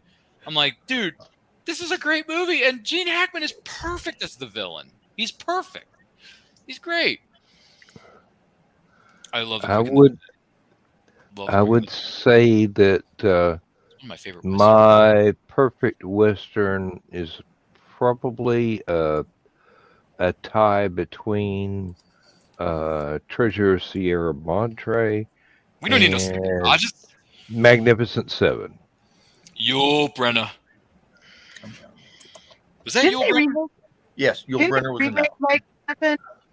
They did. It was Antoine Fuqua and Denzel Washington did the They've remake. made so many remakes and sequels. I actually like the remake of Magnificent Seven. I really like it. Antoine Fuqua, I think it would have been better if they went for an R rating and not a PG-13. Personally. Oh, But- they've actually even redone them as comedies. Well, they remade it as a no, because they were What's his name? inspired. Weren't they inspired to make Magnificent Seven by Kurosawa? Yes. Yes. Seven Seven Samurai. Yes. Yeah, And Seven Samurai is I mean, good Lord. I know. If you've never seen that, that's an amazing film. No, I wouldn't call it perfect, but it's an amazing film. I've never seen a Kurosawa film. Never seen. Oh. Never seen one. Not a single one. There are so many other genres of films that are built off that. Oh no, I know. Tons of them. Star Wars. Yeah, Yojimbo, Fistful of Dollars. Oh, well. Clint's a genre unto himself. I swear. I mean, honest to God, the guy is a genre unto himself with westerns. I swear, the guy made 30 western movies in his career. Which one is the one that's really disturbing to me? Like, I can't watch the beginning of it. Is it the Pale? Which one is that? Pale Rider or High Plains Drifter? I think it's High Plains Drifter is what I'm thinking of. Yeah. If you've seen the first 20 minutes, you know why which one it would be and why it's disturbing to me. Was it that, or are you thinking of Outlaw Josie Wales when his family gets killed? Mm-mm. Or Hang 'em High. Ooh, No, it's the scene in the barn. That was High Plains Drifter. It was High Plains. Yeah. Oh, okay. Yeah, Yep. I can't watch the beginning of that one because it's honestly though, it's disturbing and I can't watch it. But it was for the time. It was for that's how things were back then. Mm-hmm. In the sense that men acted that way to get away with shit like that. So yeah. I don't mean to jump the gun here. No pun intended, because we're talking about westerns. The Quick and the Dead's a good one. I would say I know people put the third one on the pedestal, but for me, I actually enjoy Fistful of Dollars and For a Few Dollars More so than Good, Bad, and the Ugly. Yeah. So I would put those two as an potential argument. I wouldn't say they're 100%. I mean, I don't know if I would consider them perfect movie, but they are close. I would say Fistful or For a Few Dollars More is a bit better though because of the storyline between the two competing bounty hunters. I think that's really good. And Lee Van Cleef. Dude, the guy's a beat. He wants so much. When the chimes end, pick up your gun. That is just, and then Clint's just sitting there. He's not interfering. He's not going to blast everyone away. He's just sitting there letting Lee Van Cleef get his revenge on this dude. And I'm just like, I'm not used to you sitting on the sidelines, brother, but that was well done. Well done, good sir. Hey. But I love at the very end, he's putting all the bodies into the wagon. Yeah. They'll claim the bounty on him, and he's Mhm. counting them. And he's sitting there, and all of a sudden, the guy's sneaking up behind him, and he just pulls his pistol. Boom! And it's like, got a problem, boy? He says, You're "I'm gonna having need trouble 6 with more my math." coffins. I don't mean to jump the gun here, but another genre of film that we have yet to discuss, and we can discuss this. It's War- time. Yeah, well, okay, all right, but I'm just saying. No, wait. No, we still got 10 Yeah, minutes. but I'm going to go with this real quick. War films. We have 10 minutes. My mistake. When it Sorry. comes to She war showed up films, Dan, early. That's what. yeah, Dawn's here so early. It's like it's almost time to end the show. But when I think of war films, to me, a perfect war film is Glory, with Matthew Broderick, What is a good one? Denzel Washington, Morgan Freeman, Carrie Elways. I mean, the cast is a mile long, but it's so good. And it got Denzel the Oscar for Best Supporting Actor in 1989. So if no one in this, I mean, I'm pretty sure everybody in this room has seen it, but if you have not seen Glory, that is one of the best, I think it's one of the best films ever made, period. But I think it's a perfect war film, in my opinion. It's pretty good. Pork Chop Hill. I've never heard of that one. It's a Korean War. Never heard of it. Gregory Nope. Peck. Ooh, Woody Gregory Strode. Peck's a good actor. Oh, What's with yeah, the negative vibes, man? I know. We go from talking about gunslingers and westerns. Now we're talking about people No. dying. Joe Dog is quoting a war movie. Sorry. See, this is what happens when you're the youngin' and you don't get all the references. They did it in black and white, which was kind of interesting. Of course, I've never seen Pork Chop Hill. I never even heard of it. It's out there. It's easy to find. I've heard of Hamburger Hill with Dylan McDermott, but I never saw it. That's a good one too. Pork Chop Hill. I'm pretty sure you can find it on YouTube for free. Oh, great! Because I found a lot of movies. Is that the Clint Eastwood movie? No, Pork Chop. You're thinking of Heartbreak Ridge, Heartbreak Ridge, which is another decent war movie. I've heard good things about Heartbreak Ridge. But Yeah. speaking of Clint Eastwood, Letters from Iwo Jima. Haven't seen it. Whoa. I've seen the Flags of Our Fathers, but I haven't seen Letters from Iwo Jima. In my opinion, Letters from Iwo Jima is the better of the two movies. Fair enough. Okay, just Few because people it does tell the story from the other over side. the years, people have said that Letters from Iwo Jima is better than Flags of Our Fathers, which, I respect that. I mean, I can't say, but yeah. An action movie that I think is perfect, and I just rewatched it yesterday, Heat with Al Pacino and Bobby De Niro. I've heard, there's that scene where they're getting out of the bank. They have to shoot their way out of the bank. Dude, that felt, when you're watching, the sound design in that movie is like perfect. The United States Marine Corps uses that video to teach people how to fight your way out of an ambush. Oh, really? Yes. They said that's everything they did. In the shootout in the bank at the end of the movie? Oh, my God.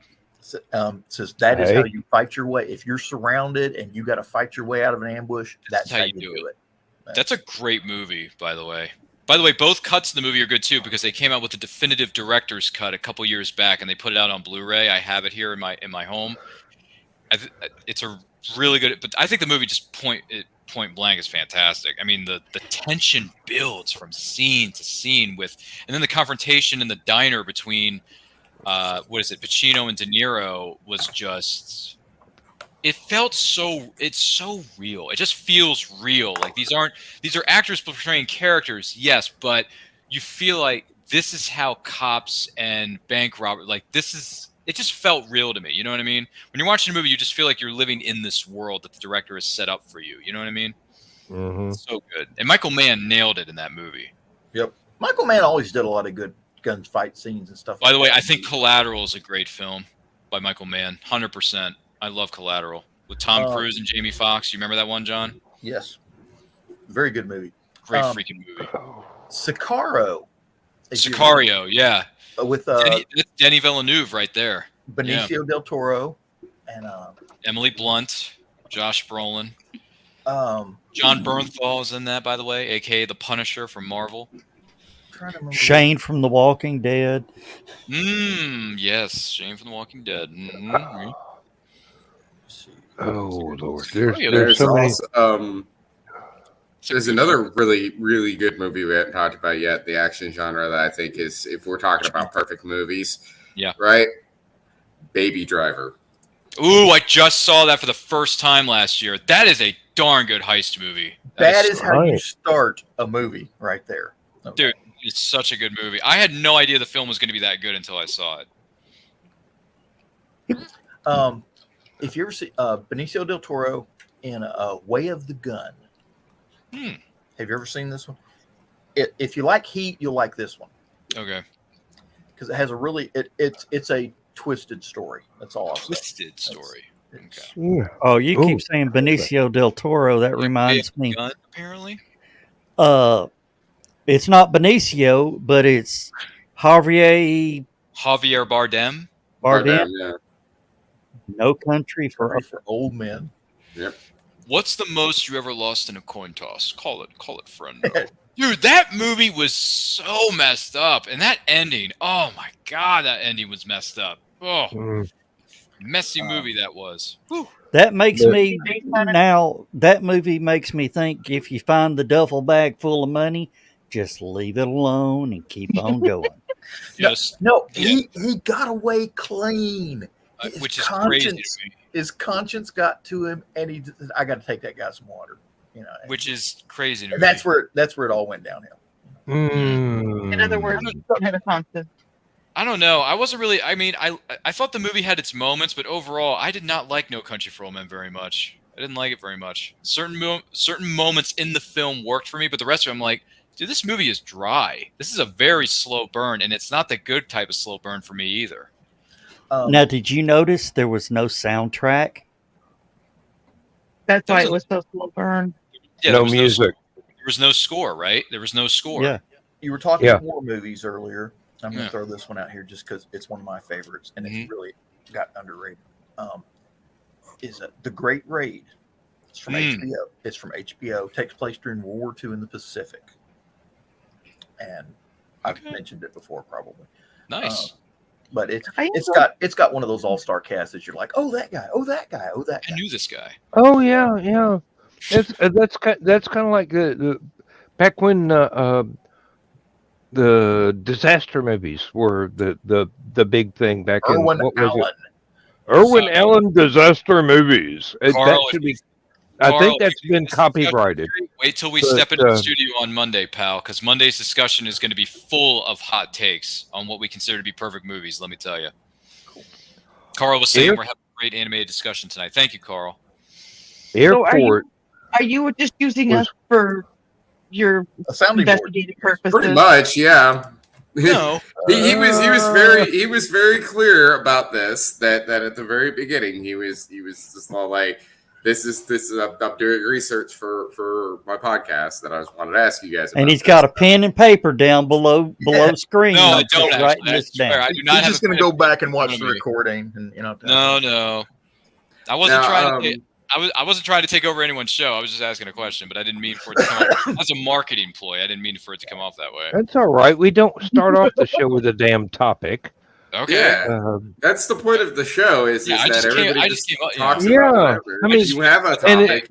It's actually been fun because we have got so many points of view here, and so many different things, and we made you think about stuff, Ryan. Yeah, and then Dawn showed up and made everyone's life complete. So yeah, it's the best of our lives. Yeah. Whatever. I'm trying to give you some credit here, Dawn. I know it. I'm giving. I don't take compliments well. Oh, okay. I think my wife would probably argue with that point, but thumbs way up. You know. Knowing Carl, he's making some sort of crack right now. He is, even though he said, "Hey, you all have a great evening now," because Carl. No, Carl doesn't know anything about chemistry. He doesn't know anything about chemistry. All right, guys. I was thinking the same thing. Cool. I was literally thinking the same thing. Oh, and Donna said the same thing. She's like, "Yeah, I'll see you on the other side of this break." Okay. Yeah, well, it is getting close to that break time. We've got to jump out of here, say goodnight. I guess we'll be back Saturday at midnight. You can follow Dan over to Last Man Standing on his channels in just a couple minutes. Word of warning. Next weekend, Saturday night, Sunday morning, not this weekend, but next week. Next week. No last man standing because I will be off in a hotel someplace. Yay, you get a break. It's an event for my it's an event for my little brother. So hotel Wi-Fi and my laptop are not going to cooperate. So I might be able to pop into Stupid O'Clock in the chat, but not on camera. It might be better Wi-Fi than what you got at your house. All right. Say bye. Have a good night, guys. Bye. See you on the other side. See you next.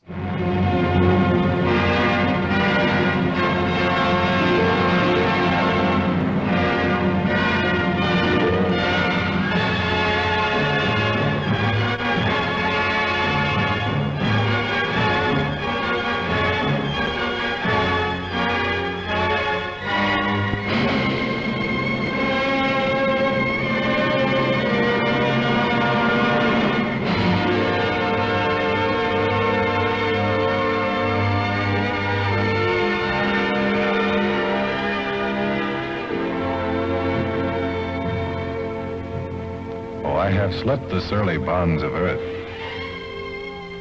and danced the skies on laughter-silvered wings. Sunward I've climbed and joined the tumbling mirth of sun-split clouds and done 100 things you have not dreamed of. Wheeled and soared and swung high in the sunlit silence. Hovering there, I've chased the shouting wind along and flung my eager craft through footless halls of air. Up the long, delirious, burning blue, I've topped the windswept heights with easy grace, when never lark nor even eagle flew.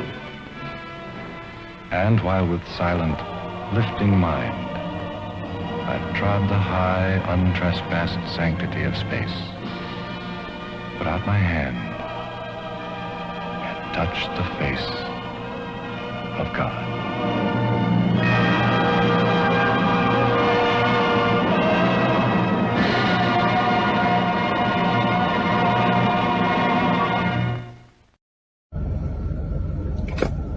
I can't do it. My tummy hurt.